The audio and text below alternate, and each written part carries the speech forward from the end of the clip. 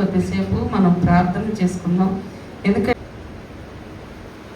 అందరూ కూడా చాలా ప్రార్థన చేయండి. ఎందుకంటే దైవజనుల గురించి ఎక్కువ ప్రార్థన చేయండి. దైవ సేవకులు రక్షణ కొరకు మరి మనం ఇప్పుడు ఉన్న అన్నీ డేంజర్ జోన్లోనే ఉన్నట్టే చెప్పాలంటే ప్రార్థన ద్వారానే మనం కాపాడబడతాం.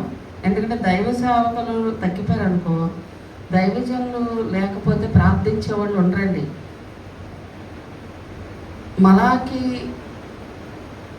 గ్రంథం తర్వాత దైవ సేవకులు లేరు, మొరపెట్టేవాళ్ళు లేరు. 400 సంవత్సరాలు చీకటి కాలం అంటారు దాన్ని. ప్రార్థన చేసేవాళ్ళు లేరు. యేసుప్రభు వారు మళ్ళీ పుట్టే వరకు, యోహాను గారు వచ్చే వరకు, మలాకి ప్రవక్త తర్వాత మళ్ళీ యోహాను గారు వచ్చే వరకు ప్రార్థన చేసేవాళ్ళు లేరు. చేతులెత్తి ప్రభా అని. ఆ 400 సంవత్సరాలు చీకటి కాలం అంటారంటే ఎవరిష్టం వచ్చి వాళ్ళు బ్రతికారు. భయంకరమైన దుర్మార్గం, దౌర్జన్యాలు, ఇక నశించిపోవడాలు, చెరకెళ్ళడాలు, మరి అందరినీ చంపేయడాలు ఎక్కువగా అలాంటివి జరిగినాయి. ఆ తర్వాత యేసుప్రభు వారు పుట్టారు, యోహాను గారు ఫస్ట్ పుట్టారు.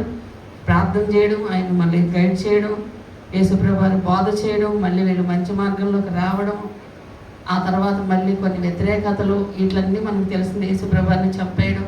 అయినా కూడా యేసుప్రభు వారిని చంపిన తర్వాత ఇంకా ఆ శిష్యులు పెరుగుతూనే ఉంది. కానీ క్రైస్తవ్యం మరి ఎక్కడ కూడా ఆగిపోలేదు. ఎంతమంది చచ్చిపోయినా ఆగిపోవడం అంటే జరగదు. ఎందుకంటే ఎవరు బలయ్యారు? ఫస్ట్ భూమి మీద మనం ఒక రక్తం కొంచెం ఒలికిస్తే ఆ రక్తం మొరపెట్టింది. అక్కడ ఇంకా కొంత దేవుడు న్యాయమైన కార్యాలు చేస్తాడు. రీసెంట్గా కూడా మరి దైవజనులు ప్రవీణ్ పగడాల గారు చనిపోయారు కదా, చూశారుగా న్యూస్. అప్పుడు మనకందరికీ బాధ కలిగిందా? ఇలాంటివన్నీ కామన్లే అనుకున్నారా? బాధ అనిపించిందా? ఖచ్చితంగా బాధ అనిపించాలి. ఎందుకంటే చాలా దారుణం అది. మరి కొంతమంది ఏమో యాక్సిడెంట్ అంటున్నారు, కొంతమంది ఏమో మరి చంపేశారు అంటున్నారు.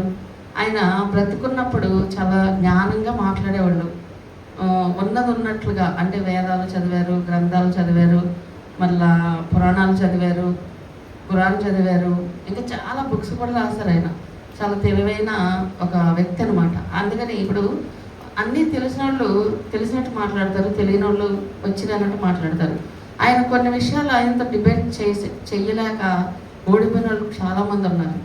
ఇక ఇలా అంటున్నారు, అలా అంటున్నారని మరి ఆయన మీద ద్వేషం పెట్టుకొని, ఆయన అలాంటి ఒక తెలివైన వ్యక్తిని మనం కోల్పోవడం చాలా మన క్రైస్తవానికి దురదృష్టమే చెప్పాలంటే. అయితే మనం అనుకోవచ్చు, దేవుడు కాపరి కదా, మనకి కాపుదలు ఇస్తాడు కదా, ఆయన ఎందుకు కాపాడలేదు అనే అనుమానం చాలామందికి వస్తూ ఉంటుంది. నేను ప్రార్థనలోనే ఉన్నాను. ఆ రోజు నేను 11ంటికి ప్రేయర్ కూర్చుంటా కదా ఇంటి దగ్గర. నేను ఇప్పుడు ఆల్రెడీ ఫస్ట్లో ఉన్నాను కాబట్టి 3 వరకు. అయితే ప్రార్థనలో ఉన్నప్పుడే ఇంకా నేను జస్ట్ అలా ప్రార్థన ముగించి లెగుద్దాం అనే టైంకి నాకు ఫోన్లో అది వచ్చింది, ప్రవీణ్ గారు ఇలా యాక్సిడెంట్ అని చనిపోయారని వచ్చింది పాస్టర్ గ్రూప్లో. వెంటనే అది ఓపెన్ చేసి చూడంగానే నాకు అసలు నేను నమ్మలేదు, ఎవరో నమ్మలేదు. ఎందుకంటే ఆయన మంచి యవ్వనస్తుడు కదా, చనిపోతాడని అనుకోలేదు. అలాంటప్పుడు ఏమోలే ఇలాంటి ఫేక్ న్యూస్లు ఎక్కువైపోయినాయి ఈ మధ్యన అనుకునేలోపే ఇంకో పాస్టర్ గారు జాన్ వెస్లీ గారు మాట్లాడుతున్న క్లిప్పింగ్ ఒకటి పెట్టారు. అప్పుడు అర్థమైంది, ఇంకా నా కలమని నీళ్ళు వచ్చినాయి. అంతకుముందే ఉదయం నేను పొద్దున్న లేవగానే ఫోను ఓపెన్ చేసినప్పుడు రామగుండంలో ఇంకొక దైవజనుడు, గొప్ప మంచి ఆత్మీయ సేవకుడు, ఆయన చనిపోయాడు. ఆయన ఎవరో ముక్కుమొహం నాకు తెలియదు, ఈయన కూడా మనకు తెలియదు. ఈయనంటే ఫోన్ ప్రవీణ్ గారు అంటే మనకి డిబేట్స్ చేస్తారు, చాలా మెసేజ్లు ఆయన ఇవన్నా నేను చాలా తెలివిగా చాలా చక్కగా వివరిస్తారు, మంచిగా మాట్లాడతారు. ఇప్పుడు విజయ్ కుమార్ గారు ఎలా చెప్తారో అలాగనమాట. ఆయన కూడా కొంచెం డిబేటెడ్గా అన్ని మాట్లాడతారు. అయితే ఖచ్చితంగా చెప్తాడు ఆయన. ఇంకా చెప్పాలంటే ఆయన చనిపోయినప్పుడు నాకు బాధ అనిపించింది, దైవ సేవకులు చనిపోతున్నారేంటి అనుకున్నా. మళ్ళీ ఈయన చనిపోయాడు. అప్పుడు నాకు ఇంకెందుకో నాకు తెలియకుండానే నేను ప్రార్థనలో ముగించి లెగలేదు, ఏడుస్తా నేను ప్రార్థన చేసుకున్నా ప్రభుకి. ఎందుకని ప్రభా దైవ సేవకుల్ని తీసేసుకుంటున్నాను,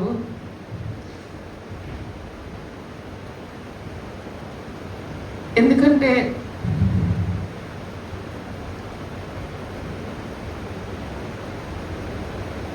నశించిపోతున్న వాళ్ళు చాలామంది ఉన్నారు. మంచి చేసినా కూడా మళ్ళా వాళ్ళకి కీడు చేస్తున్న రోజులవి. చేతులెత్తి ప్రార్థన చేసేవాళ్ళు ఎవరు ఉంటారు ఇంకా వీళ్ళ కోసం? నువ్వే తీసేసుకుంటున్నావా? ప్రార్థన చేసే వాళ్ళు ఉండకూడదు ఎలాంటి వాళ్ళ కోసం అని నువ్వే తీసేసుకుంటున్నావా? నీ అనుమతి లేకుండా అయితే జరగదు ప్రభా. ఒక దైవజనుడే కాదు, ఒక విశ్వాస కూడా ఆయన కాపాడతాడు. కాపరి మనకే ఎన్నో అపాయాలు తప్పించాడు. అలాంటిది ఒక సేవకుడిని ఎందుకు అంత దారుణంగా అనుమతిస్తాడు? ఆయన ఖచ్చితంగా అనుమతించడు. లేదంటే ఆయన అనుమతించాడు అంటే ఎందుకు? రీజన్ ఏంటి ప్రభా? నేను అలాగే ప్రార్థన చేసుకుంటున్నా. అంటే నా బాధ ఏంటంటే సేవకులు ఎప్పుడు చావుకు భయపడరు. ఎందుకంటే సేవకు వచ్చినప్పుడు అన్నిటికీ రెడీ అయ్యే వస్తారు. చావు బతుకో ఏదైనా సరే అని రెడీ అయ్యే వస్తారు.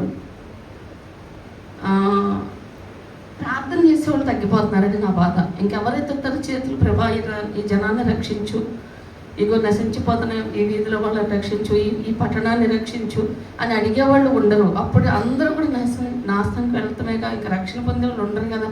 ఇంకా ఎలా ప్రభా నువ్వే అనుమతించావని నాకు బాధ కలిగినప్పుడు ప్రభు నాతో మాట్లాడిన మాట ఏంటంటే, ఈ నశించిపోయే జనాన్ని ఆయన క్రైస్తవుల పక్షంగా మాట్లాడేవాడు కదా. ఈ నశించిపోయే జనానికి ఒక్క ప్రవీణ్ సరిపోడు, అందుకే నేను తీసుకున్నా, అతన్ని విత్తనంగా నేను వేసా. అలాంటి ప్రవీణ్లు చాలామంది రాబోతున్నారు అని ప్రభు నాతో మాట్లాడినప్పుడు నాకు చాలా నెమ్మది వచ్చిందండి. లేదా నాకు ఆ రోజంతా చాలా బాధ వేసింది, చాలా ఏడ్చాను నేను. ఎందుకంటే సేవకులు లేకపోతే ఖచ్చితంగా ఆ ప్రాంతం బీడు భూమిగా మారిపోద్ది.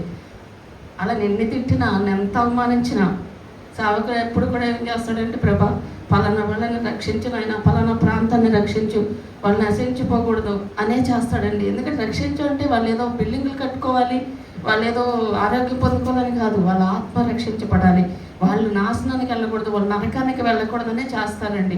నిజమైన సేవకులు చేసే ప్రార్థన అయితే అదే. మరి ఇంకా డబ్బు కోసం చేసేవాళ్ళు ఉన్నారు, రాజకీయంగా చేసేవాళ్ళు ఉన్నారు, చెడ్డ సేవకులు కూడా ఉన్నారు, లేరండి నేను అన్నం. కాకపోతే నిజంగా మంచి నేను ఆ రోజు చూసిన ఇద్దరు దైవ సేవకులు మంచి సేవకులు. వాళ్ళిద్దరు చనిపోవడం నాకు బాధ. కరోనాలో కూడా చాలామంది దైవజనులు చనిపోయారు. అప్పుడు కూడా ప్రభు అంటే అంత ఆయన ఉగ్రత వచ్చినప్పుడల్లా బైబిల్లో ఇలాంటి తెగుళ్ళు అనుమతిస్తూ ఉంటాడు, కొన్ని ఉపద్రవాలు అనుమతిస్తూ ఉంటాడు. అప్పుడు సేవకులు చనిపోతే మనం అనుకుంటాం సేవకులు చచ్చిపోయారు అని, చాలా లైట్ తీసుకుంటాం. కానీ సేవకులు చచ్చిపోతే మనం కూర్చున్న కొమ్మని నరుక్కున్నట్టారండి.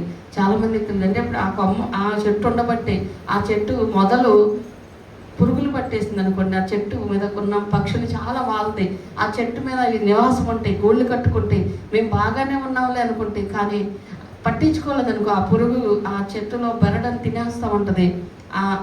అవి లైట్ తీసుకుని అనుకో, ఒకవేళ ఆ పక్షులు ఒకరోజు ఆ చెట్టు ఏమైపోద్ది, కూలిపోద్ది. అప్పుడు ఆ చెట్టు కదా పట్టిని, వేరు కదా పట్టిని, ఆ పురుగు పట్టింది బెరడకు కదా, మాకేంట్లే అనుకొని ఆ పక్షులు మా గూళ్ళు బాగానే ఉన్నాయి, మా కొమ్మలు బాగానే ఉన్నాయి, మా ఆకులు బాగానే ఉన్నాయి, మేము పుట్టి తెచ్చుకుంటున్నాం బాగానే ఉంది అనుకుంటాయంట. కానీ ఒకరోజు ఆ పురుగులు ఆ బెరడని తిని తిని తిని ఆ చెట్టు ఎంత బలమైన చెట్టు అయినా అది వీక్ అయిపోయి పడిపోద్ది, ఒకరోజు కూలిపోద్ది. అప్పుడు ఇవి ఏమి కూడా నివాసం ఉండవంట. అలాగే సేవకుడు అనేవాడు ఉండాలండి. ఒక వీధికి ఒక సేవకుడు ఉన్న ఆ వీధి అంతా కూడా క్షేమంగా ఉంటుంది. ఆ వీధిలోకి ఆ చీకటి దెయ్యపు శక్తులు దురాత్మ సమూహాలు రావడానికి కూడా ఆలోచిస్తాయి. ఒక సేవకుడు ఉన్నాడు మొరపెట్టడానికి, చేతులు ఎత్తడానికి అని వాటికి భయం అంట. కాబట్టి సేవకులు మరణం అనేది మనం లైఫ్ తీసుకోకూడదు. ఇప్పుడు ప్రవీణ్ గారు దేవుడి చిత్తం లేకుండా ఏమి ఎవరు టచ్ చేయలేరు, అది దేవుడి యొక్క అనుమతితోనే జరిగింది. ఆయన అనుమతించాడు అంత శ్రమ. ఎంతోమంది సేవకులు, ఆయనే చనిపోయాడు కదా, యేసయ్య బలిగా మారాడు, ఆయన చనిపోయాడు కాబట్టి మనకి అందరికీ ఈరోజు మనకి ఆత్మ మరి రక్షించబడుతుంది, ఎన్నో రోగాలు పోతున్నాయి ఆయన రక్తం ద్వారా. మరి ఇలాంటి సేవకులు రక్తం ఒలకాలేమో, ఒకవేళ అలా ఉలికితేనే ఆ విత్తనమే రేపు ఎంతోమంది అలాంటి వాళ్ళని జ్ఞానవంతుల్ని దేవుడు లేపుకోపోతున్నాడేమో. ఒకవేళ ఈ జనరేషన్కి ఒక్కళ్ళు సరిపోరని దేవుడి ఉద్దేశం అని నాకు అప్పుడు అర్థమైనప్పుడు నేను దేవుడిని ఇంకా నెమ్మది కలిగి నేను ముగించేసా ప్రార్థన. అయితే నేను చెప్పేది ఏంటంటే, ఇవి అంత్య దినాల్లో సేవకుల కొరకు ఎక్కువ ప్రార్థన చేయండి. మీరు ప్రార్థన స్టార్ట్ చేయగానే వాళ్ళు ఏ సేవకులైనా, ప్రభా నీ సేవ చేసేవాళ్ళు వాళ్ళు ఎవరున్నా ఎక్కడున్నా ఈ భూమి మీద వాళ్ళ చుట్టూ నీ దూతలు ఉండాలి. నువ్వు తీసుకోవద్దు నాయన, వాళ్ళు మొరపెట్టాలి, వాళ్ళు ప్రార్థన చేయాలి. వాళ్ళు ప్రార్థన చేస్తేనే మాకు క్షేమం, వాళ్ళు ప్రార్థన చేస్తేనే అనేక ఆత్మలు రక్షించబడతాయి. నీ రాజ్యం నిండిద్ది, నీ రాజ్యం కట్టబడిద్ది. వాళ్ళని నువ్వు తీసుకుంటే బాధ కలిగి మా కోసం ప్రార్థించే వాళ్ళు ఉండరు, అలా ఎంతోమంది నశించిపోతారు అని ఒక భారం కలిగిన ప్రార్థన మీరు చేస్తే మీ బహుమానం రేపు పరలోకంలో వేరుగా ఉంటుంది. చనిపోయేవాళ్ళు చనిపోతారు, అది వేరే విషయం. చనిపోలేవండి, దేవుడి చిత్తం ఒకవేళ చనిపోవడం అయితే చనిపోతారు. ఇప్పుడు సపోజ్ ఒరిస్సాలో ఒక సేవకుడిని చంపేశారు కదా, గ్రహం స్ట్రెయిన్ అనే సేవకుడిని. ఆయన పిల్లల్ని వ్యాన్లో పెట్టి తగలబెట్టేశారు.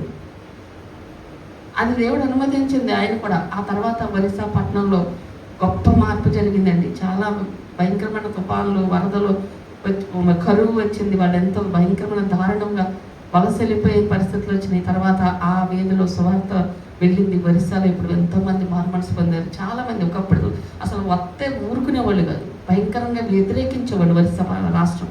కానీ ఎప్పుడైతే ఆ సేవకుడు చనిపోయాడో దేవుడు ఆయన ప్రాణాన్ని ద్వారా అనేకులు రక్షించబడ్డారు. ఏసే ప్రాణం ద్వారా మనం ఎలా అందరూ రక్షించబడ్డాం. కొన్నిసార్లు ఆయన అనుమతిస్తాడు సేవకులు మరణం. మనం అనుకుంటాం ఎందుకు దేవుడు కాపాడతాడు కదా అనుకుంటాం.